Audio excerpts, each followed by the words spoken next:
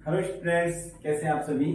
Study live Jaipur के YouTube channel पे आपका स्वागत है। फ्रेंड्स देखिए, हम बात कर रहे थे मांग के नियम की, तो आज हम इसी मांग के नियम को थोड़ा आगे बढ़ाएंगे।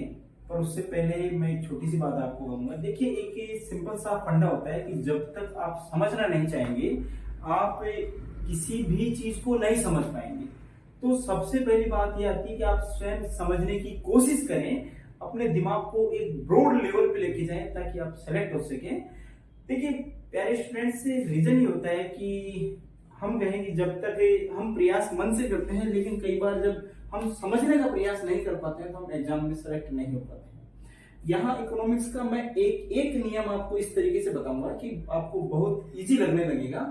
और अब तक जो मैंने पढ़ाया है, वो स्टूडेंट्स के जो कमेंट्स देखे मैंने, तो उनसे मुझे कमेंट्स देखने को मिला है कि सर जो भी आपने पढ़ाया है, हमें उसको पढ़ने के बाद ऐसा नहीं लगा कि इकोनॉमिक्स की हमारी ये पहली क्लास थी। तो उम्मीद करता हूं इसी तरीके से, इसी जोश के साथ आप हमारे साथ बने रहेंगे और अपनी एग्जाम को क्रैक करेंगे, अपनी एग्जाम को पास करेंगे और अपने घर वालों का सपना पूरा करेंगे। ठीक है, इसी के साथ हम आज के जो टॉपिक है हमारा मान के नियम का जो नेक्स्ट स्टेप है, उसकी तरफ थोड़ा आगे बढ़ते हैं। देखिएगा वो क्या है। देखिए, एक्सेप्शंस ऑफ डिमांड है, इसका मीन क्या होता है। हम ये कह सकते हैं मांग के नियम के अपवाद। जैसा कि आपको बोर्ड पे दिख पा रहा है, ये मांग के नियम के अपवाद होते क्या हैं प्यारे स्टूडेंट्स। देखिएगा, मैंने हमारी जब पहली क्लास थी तो मैंने आपको ये समझाया था कि वस्तुओं का जो व्यवहार होता है, या हम ये कह सकते हैं एक आम जो उपभोक्ता होता है, कंज्यूमर जो होता है, उसकी ये सोच होती है कि जैसे ही वस्तु की कीमत बढ़ जाती है वह उसकी मांग मात्राएं घटा देता है। ठीक है, और जैसे ही वस्तु की कीमतें बढ़ जाती है, या हम कह सकते हैं घट जाती है, तो वो उसकी मांग मात्राएं बढ़ा देता है। यहां देखिएगा, अगर कोई वस्तु हम ये कहें इस नियम के अकॉर्डिंग कार्य ना करे, अन्य बातों के स्थिर रहने के बाद भी, तो वो सारी वस्तुएं मांग के नियम की अपवाद कहलाएंगी। ठीक है, यहां हमने कहा कि मांग के नियम के अपवाद से तात्पर्य क्या है कि कुछ ऐसी वस्तुएं भी होती हैं जो मांग के नियम के अकॉर्डिंग बिहेव नहीं करती हैं, व्यवहार नहीं करती हैं। उन्हीं सब वस्तुओं को हम मांग के नियम का अपवाद कहते हैं माय डियर स्टूडेंट्स। देखिएगा और समझिएगा, तो जो अपवाद है उनमें पहला जो अपवाद है that is Giffen goods. Giffen goods, जिसे आप गिफिन वस्तु भी कह सकते हैं। देखिए, अर्थशास्त्री हुए हैं, ब्रिटिश अर्थशास्त्री थे जिनका नाम था गिफिन, लॉर्ड गिफिन। उन्होंने क्या किया, ऐसी वस्तुओं की जानकारी दी जो मांग के नियम के अनुसार बिहेव नहीं करती हैं, चलती नहीं है, तो उन्हीं वस्तुओं को उस अर्थशास्त्री के नाम पे नाम दे दिया गया गिफिन गुड्स। ये गिवन गुड्स जो है एक्चुअल में होती क्या है, हम ये कह सकते हैं कि घटिया वस्तुओं की जो इंफीरियर गुड्स होती है, उनकी एक विशेष किस्म होती है, उनकी एक विशेष वैरायटी होती है। नॉर्मल लैंग्वेज में हम ये कहें कि घटिया से भी घटिया वस्तु होती है। हम ये कह सकते हैं घटिया से भी घटिया। जैसे हमने घटिया वस्तुओं का उदाहरण लिया था, क्या लिया था, हमने लिया था बाजरा। ठीक है, बाजरा। अब देखिए, बाजरा अपने आप में घटिया, गेहूं की तुलना में घटिया है, वैसे घटिया नहीं है। जो हम कह सकते हैं जो मिलेट्स होते हैं उनमें बाजरा आता है गेहूं की तुलना में, परंतु ये घटिया होती है। ठीक है, अगर हम कहें बाजरे से घटिया वस्तु, तो हम एक उदाहरण दे सकते हैं ज्वार का, ज्वार। या हम कह सकते हैं रांगी, ये भी मोटे अनाजों में आता है एक। आमतौर पर व्यक्ति सर्दियों में बाजरा खाते हैं, लेकिन रांगी और ज्वार ऐसी स्थिति में खाएंगे जब उनकी आर्थिक स्थिति और भी डाउन हो जाएगी, तो हम ये कह सकते हैं घटिया से भी घटिया वस्तु। ठीक है, तो गिवन वस्तु क्या होती है, एक तरीके से ऐसी वस्तु होती है जो मांग के नियम के अकॉर्डिंग नहीं चलती है, ये अपना व्यवहार मांग के नियम के अपोजिट रखती है। जैसा देखिएगा, अगर किसी वस्तु की कीमत देखिएगा, अगर किसी वस्तु की कीमत जो है प्लस हो जाए, प्लस का मतलब होता है बढ़ जाना, अगर किसी वस्तु की कीमत बढ़ जाए यानी प्लस हो जाए, तो उस वस्तु की मांग भी बढ़ जाए। अगर किसी वस्तु की कीमत बढ़ने पर उस वस्तु की मांग भी बढ़ जाती है, और कीमत घटने पर उस वस्तु की मांग भी घट जाती है। दैट इज गिफिन गुड्स, यानी ये कैसी वस्तुएं हैं, गिफिन वस्तुएं हैं। ठीक है, समझ में आ रहा है आपको। हमने कहा वैसे नॉर्मल अगर देखा जाए तो वस्तुएं किस तरीके से व्यवहार करती हैं। देखिए, अगर प्राइस घट रही है तो क्वांटिटी बढ़ेगी, और अगर प्राइस बढ़ रही है तो क्वांटिटी घट जाएगी। परंतु अगर कोई वस्तु इस नियम के अकॉर्डिंग कार्य ना करके इस तरीके से कार्य करे, कीमत बढ़ने पर मांग भी बढ़ जाए और कीमत घटने पर मांग भी घट जाए, तो ऐसी वस्तु कहलाती है गिफिन वस्तु या गिफिन गुड्स। ओके, ठीक है। इसको और थोड़ा गहराई से समझाता हूं मैं आपको। देखिए, गिफिन जो वस्तुएं होती हैं उनमें आय प्रभाव कैसा होता है? ऋणात्मक होता है। ऋणात्मक के साथ साथ ये बड़ा पावरफुल होता है। हम ये कह सकते हैं कि ऐसी वस्तुएं जिनमें आय प्रभाव बहुत पावरफुल होता हो तथा जो कैसा होता हो? ऋणात्मक होता हो। ठीक है। और ये जो पावरफुल आय प्रभाव है ऋणात्मक वाला, ये क्या करता है? जो धनात्मक प्रतिस्थापन प्रभाव होता है उसको क्षीण कर देता है, उसको खत्म कर देता है, उसको मिटा देता है। ऐसी वस्तुओं को हम कह देते हैं गिफिन गुड्स। देखिए, हमने जब घटिया वस्तुओं की बात की थी तो हमने ये देखा था कि घटिया वस्तुओं में आय प्रभाव तो कैसा था? हम कह सकते हैं ऋणात्मक था, लेकिन प्रतिस्थापन प्रभाव कैसा था? धनात्मक था। परंतु यहां हम कह सकते हैं गिफिन वस्तुओं में जो ऋणात्मक आय प्रभाव होता है वो बहुत अधिक पावरफुल होता है घटिया वस्तुओं की तुलना में। और ये जो ऋणात्मक आय प्रभाव है जो बहुत अधिक पावरफुल होता है, ये किसे मिटा देता है? हम कह सकते हैं धनात्मक प्रतिस्थापन प्रभाव को खत्म कर देता है, उसे नष्ट कर देता है। तो यहां एक उदाहरण से हम समझ सकते हैं कि देखिएगा, अगर मान लीजिए किसी समय मेरी आय, मैं आपको ऋणात्मक आय प्रभाव समझाने वाला हूं अभी कि ऋणात्मक आय प्रभाव क्या होता है। अगर मान लीजिए किसी समय मेरी जो आय है वो 100 रुपए थी। कितनी थी? 100 रुपए। जब मेरी आय 100 रुपए थी तो मान लीजिए मैं 2 केजी किसी वस्तु का प्रयोग कर रहा था। ओके। और अगर मेरी आय बढ़ जाए यानी मेरी आय बढ़कर कितनी हो जाए? 500 रुपए हो जाए, 500 रुपीज हो जाए, तो बताइए मेरी मांग पर अगर नॉर्मल वस्तु में देखा जाए तो फर्क क्या होगा? जैसे ही आय बढ़ी है मांग भी बढ़ जाएगी। लेकिन गिफिन गुड्स में क्या होता है? जैसे ही आय बढ़ी है वैसे ही मांग घट जाएगी, जैसे ही आय बढ़ी है वैसे ही मांग घट जाएगी। क्यों घट जाएगी? क्योंकि व्यक्ति इस वस्तु को कैसी वस्तु मानता है? घटिया वस्तु मानता है। और आय बढ़ने पर वह घटिया के स्थान पे जो अच्छी वैरायटी की वस्तु होगी, जैसे हम कहें एक्स के स्थान पे वाई का प्रयोग कर लेगा। मान लीजिए एक्स को हम क्या मान लें? गिफिन, ठीक है, और वाई को हम क्या मान लें? Normal goods. तो व्यक्ति क्या करेगा? अब इस एक्स को छोड़ देगा और कहां जाएगा? वाई की तरफ कन्वर्ट हो जाएगा। ये प्रभाव था कैसा प्रभाव? ऋणात्मक आय प्रभाव। अगर हम चलते हैं प्रतिस्थापन प्रभाव की तरफ तो देखिए एक नॉर्मल कंज्यूमर की ये एक हम कहें प्रवृत्ति होती है कि वह जैसे ही कीमत कम होती है क्या करता है? उस वस्तु की मांग बढ़ा देता है। और जैसे ही कीमत हम कहें घट जाती हो, जैसे ही कीमत बढ़ेगी तो मांग घटा देगा और जैसे ही कीमत घटेगी तो मांग बढ़ा देगा। यानी हम ये कहना चाहते हैं कि सस्ती वस्तु का वह महंगी वस्तु के स्थान पे प्रयोग करना प्रारंभ कर देता है और यही प्रभाव कहलाता है प्रतिस्थापन प्रभाव। ठीक है।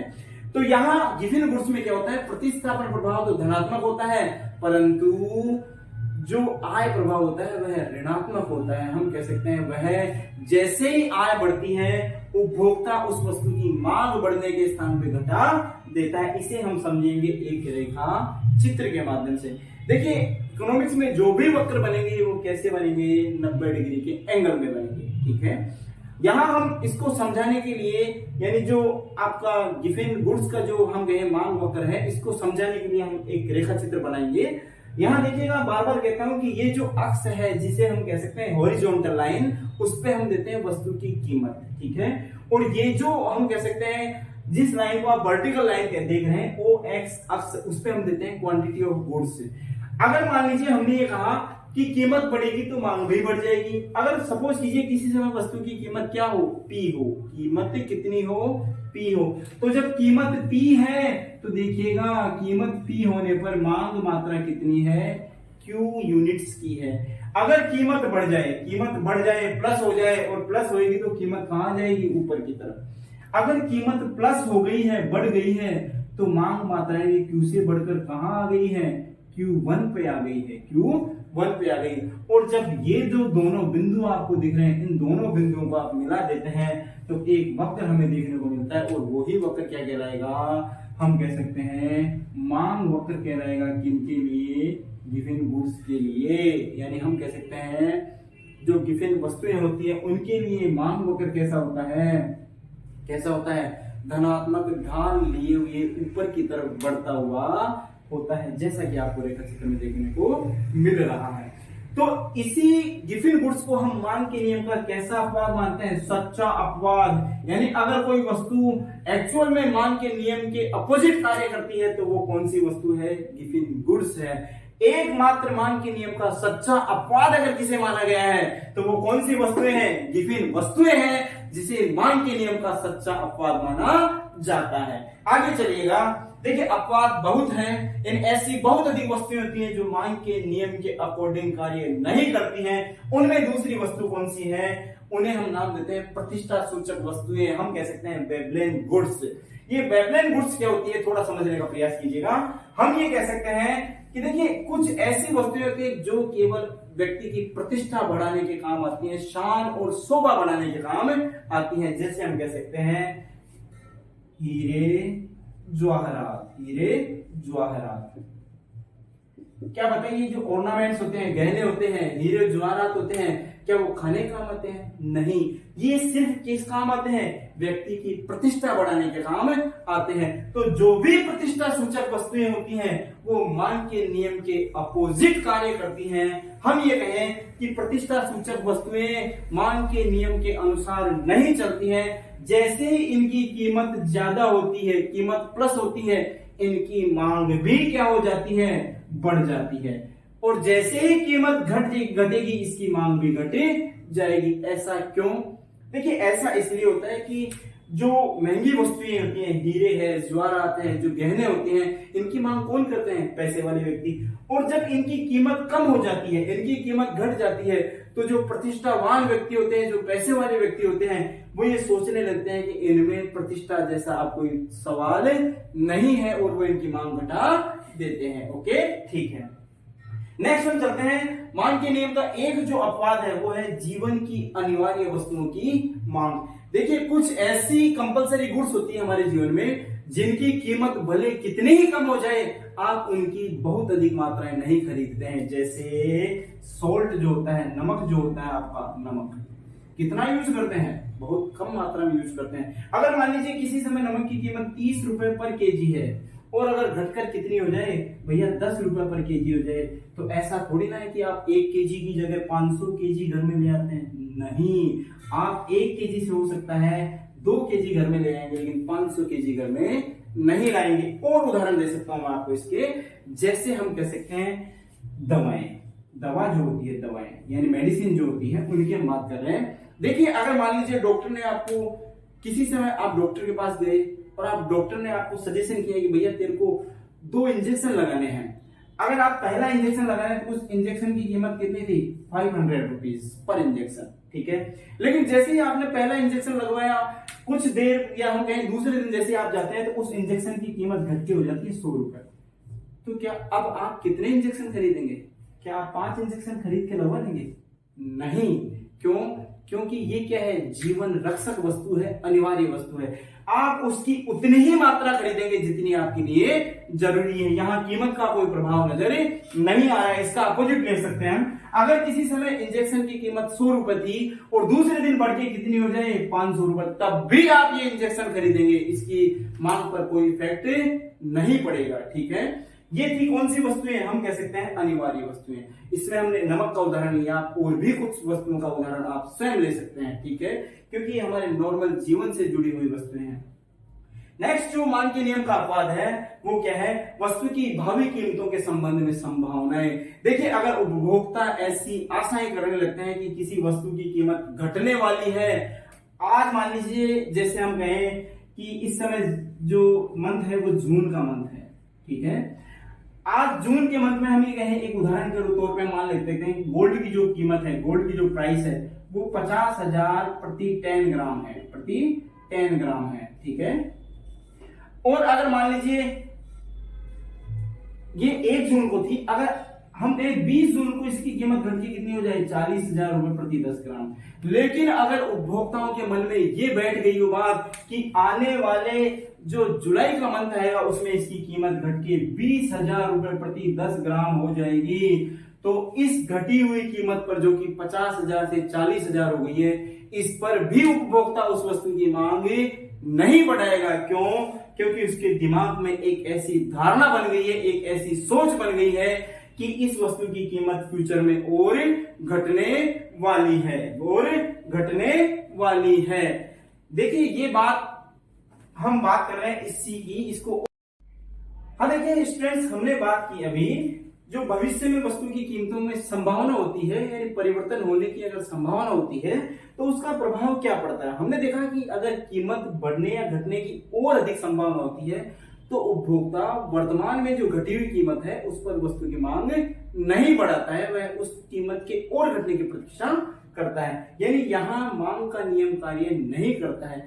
इसी के साथ में हम ये देखते हैं कि मांग के नियम के कुछ और अपवाद होते हैं, वो क्या होते हैं देखिएगा। नेक्स्ट जो अपवाद है वह है वस्तु की क्वालिटी या हम कह सकते हैं गुणवत्ता में सुधार का प्रभाव। अगर उपभोक्ता मान लीजिए ये सोचने लगे किसी वस्तु की कीमत बढ़ गई हो, बढ़ने का मतलब प्लस हो गई हो, ठीक है, अगर किसी वस्तु की कीमत प्लस हो गई हो और प्लस होने के साथ में उपभोक्ता की उस वस्तु के साथ ये सोच जुड़ गई हो कि इस वस्तु की जो क्वालिटी है वो सुधर गई है, तो उपभोक्ता उस वस्तु की बढ़ी हुई कीमत पर भी उसकी मांग मात्रा बढ़ा सकता है। हम ये बात करें और इसका अपोजिट ले लीजिए, अगर मान लीजिए कीमत घट गई हो परंतु उपभोक्ता के मन में ऐसी सोच बना ली गई है, ऐसी सोच बन गई कि इस वस्तु की क्वालिटी भी घट गई है, तो उपभोक्ता कीमत घटाने पर भी उस वस्तु की मांग घटा सकता है।